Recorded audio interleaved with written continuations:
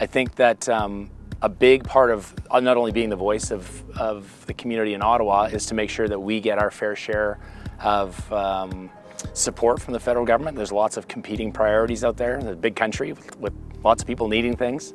And you know, whether it's fiscal support or federal visibility, those two things are big on my list. Like, does Ottawa know we exist? So I think we've demonstrated over the last couple of years that they certainly do.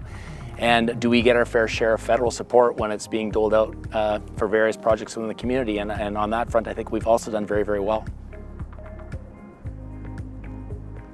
At the end of the day, there was about $13.5 million worth of support that came into this community to support small business. Canada Summer Jobs was a big success. The federal government invested twice as much money as they had in the past, and that's distributed.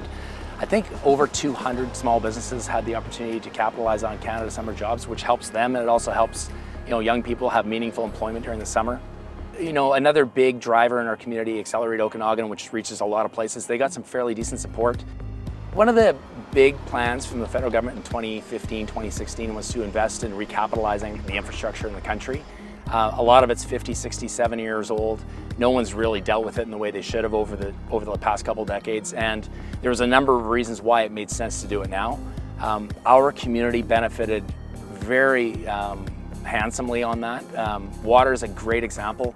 Both Kelowna and Lake Country got significant support in terms of water infrastructure, and essentially it's giving clean, potable drinking water to a big section of our community that has never had it. As many of us have noticed and realized, the last couple of years have been tough for us as far as environmental issues in the community. This year we've been better, but certainly the 2 years, previous years, we've had floods and fires and smoke, and it's been tough, especially on the tourism community here locally. A great project the federal government invested in just actually a few months ago. We announced $22 million for flood protection for Mill Creek. The one thing that I think that is a super important project for the community, not only because it's popular, but I think it's going to be a real economic driver for the community, and there's numbers to support that that's actually the case, is Rails to Trails.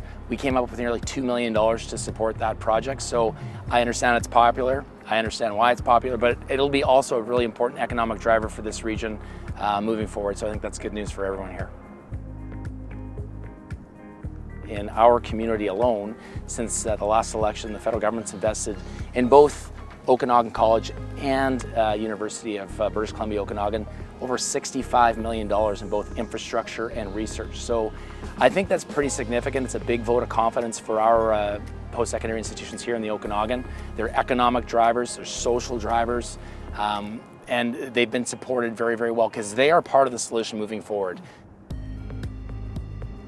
As most of us know, the Veterans Affairs office we had in Kelowna was closed down under the previous government, and we've not only reopened the one in Kelowna, but we've opened up another 9 of them across the country. So to have that office here to serve the community, and not only just Kelowna Lake Country, but the Central Okanagan, the South Okanagan, the North Okanagan, they have a Veterans Affairs office. They can go and talk to a human being, a case manager who can sit down and really understand what it is they're going through and what it is their need, and then they can match veterans and their needs with programming that's put in place from the federal government. It's a far superior way to deliver service, and it's exactly what veterans wanted. Typically, housing is a provincial responsibility. In this particular government, in this 42nd Parliament, the government recognized that it's going to take a lot more than the province to solve the problem.